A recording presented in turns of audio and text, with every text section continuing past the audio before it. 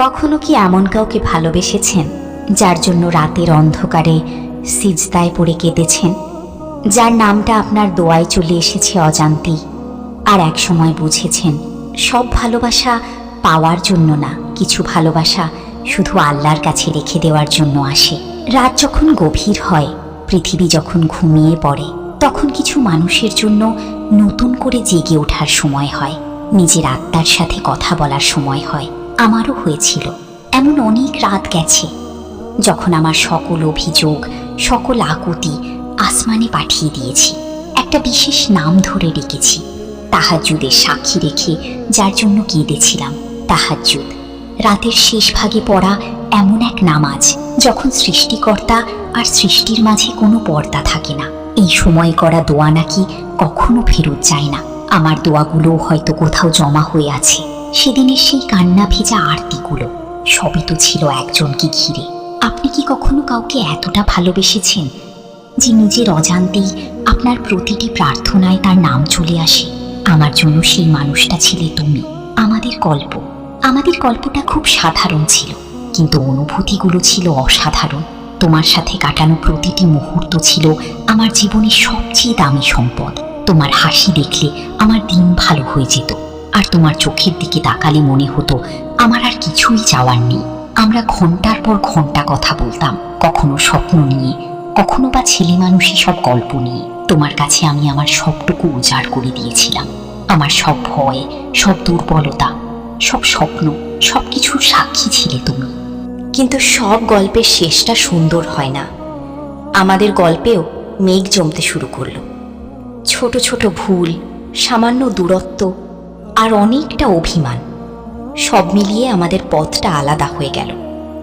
আমি বুঝতেও পারিনি কখন তুমি আমার হাতটা ছেড়ে দিয়ে এতটা দূরে চলে গেলে। বিচ্ছেদের যন্ত্রণাটা ছিল অসহ্য। মনে হতো আমার পৃথিবীটাই বুঝি থেমে গেছে।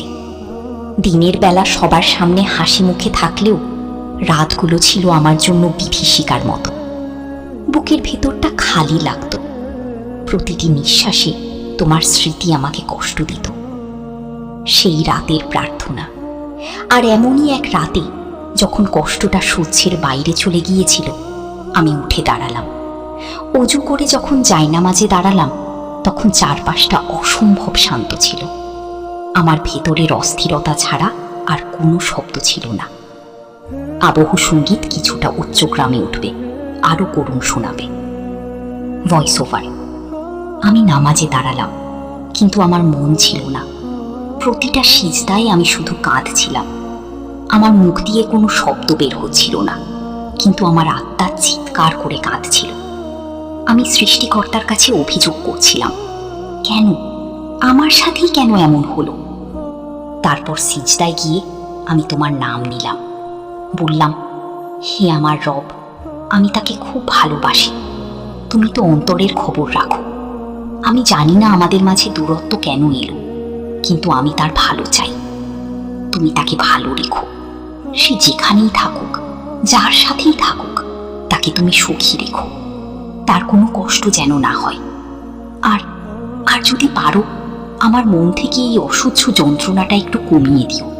আমাকে স্থির করার শক্তি দিও। Voice over. সেই রাতে আমি তোমার ফিরে আসার জন্য দোয়া করিনি, আমি শুধু তোমার সুখের জন্য দোয়া করেছিলাম। কারণ সত্যিকারের ভালোবাসা হয়তো এটাই, নিজের কষ্টের বিনিময়েও প্রিয় মানুষটির ভালো চাওয়া। সেই রাতের পর অনেক দিন কেটে গেছে, তুমি আর ফিরে আসোনি। হয়তো অন্য কোথাও নিজের জীবন গুছিয়ে নিয়েছো, কিন্তু অদ্ভুতভাবে আমার ভেতরের সেই অসহ্য যন্ত্রণাটা কমে গেছে। আমি এখন আর কাঁদি না, কারণ আমি জানি আমার দোয়াগুলো বৃথা যায়নি। আমার ভালোবাসা স্বার্থপর ছিল না। তাহাজ্জুদের সাক্ষী রেখে আমি তোমার জন্য যা চেয়েছিলাম তা ছিল নিখাদ, পবিত্র। কিছু সম্পর্ক হয়তো পূর্ণতা পায় না, কিন্তু তা আমাদের এমন কিছু শিখিয়ে দিয়ে যায় যা সারা জীবন আমাদের সাথে থাকে। তুমি আমাকে শিখিয়েছ কিভাবে নিঃস্বার্থভাবে ভালোবাসতে হয়, কিভাবে নিজের কষ্টের ঊর্ধ্বে উঠে অন্যের জন্য দোয়া করতে হয়। আমি জানি না তোমার জীবনে আমার কোনো অস্তিত্ব এখন আছে কিনা, কিন্তু আমার প্রতিটা প্রার্থনায় আমার ভালো থাকার প্রতিটা মুহূর্তে তুমি মিশে আছো, কারণ তুমি সেই মানুষ যার জন্য আমি রাতের গভীরে সৃষ্টিকর্তার কাছে কেঁদেছিলাম। আর সেই কান্না আমার জীবনের সবচেয়ে দামি ইবাদত হয়ে থাকবে। আজও রাত গভীর হলে আমি মাঝে মাঝে সেই সিজদার কথা মনে করি, যে সিজদায় আমি নিজের জন্য কিছু চাইনি, শুধু তোমার ভালো থাকা চেয়েছিলাম। হয়তো তুমি জানো না, কেউ একজন তাহাজ্জুদের নীরব রাতে তোমার নাম ধরে কেঁদেছিল। কেউ একজন আল্লাহর কাছে বলেছিল তার জীবনে শান্তি দিও, যদিও সে আমার না হয়। আর হয়তো সেদিনই আমি বুঝেছিলাম ভালোবাসার সবচেয়ে সুন্দর রূপ হলো ছেড়ে দিয়েও দোয়া করা।